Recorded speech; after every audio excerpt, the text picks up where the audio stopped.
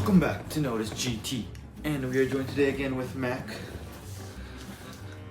And for our first story today, Stellantis has issued a recall of 131,000 Ram pickup trucks due to an incorrect fuel mixture. Now this is a issue for 2021 models with a 5.7 e-torque.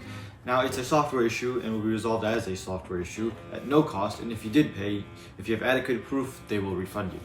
Now I bring this up because the computerization of cars is both a good thing and a bad thing. Does the good outweigh the bad? Is losing the freedom that a car brings worth the convenience? What do you guys think? Now for our next story, we can argue about the computerization of cars all day, but electric cars are just stupid. Case in point, the new F-150 Lightning caught on fire in a Dearborn holding facility and caused two other Lightnings to catch on fire. Now let me read the quotes of the first responders. "We're not putting this fucker out, look at it. They have to put a whole fucking lake on it to put them out." My favorite part is Ford's explanation, and I quote, "was caused by an internal short circuit due to a cathode aluminum tabs contacted the anode electrode material manufacturing issue when the cells in the battery were at a high state of charge." So imagine a car catching on fire because the gas tank was full. Now I want to talk about the stupidity of the Corvette. Now besides the fact that they named the new hybrid Corvette the E-Ray, the National Council of Corvette Clubs has banned it from its events, so much for freedom, and requires it to stay 30 feet away from other cars and buildings.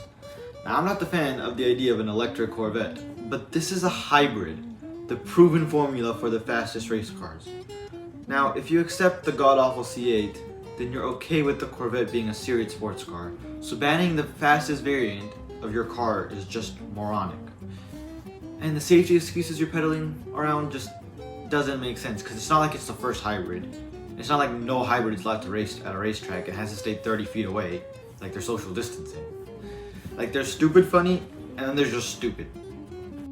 Now for our next story, not all Americans are bad. GM recently announced something that they're calling a VSP, which is a voluntary separation program, where they will pay employees with benefits for a certain amount of time if they voluntarily leave the company so they don't have to do layoffs, which is admirable. But they also recently had to pay a fine for discrimination against non-citizens during their hiring practice. So, get what you can and throw the rest in the fan. Now, GM's management is one thing, but their engineering is still shit. Because recently they had to call over 40,000 Silverados because of a brake fluid leak that could result in a fire.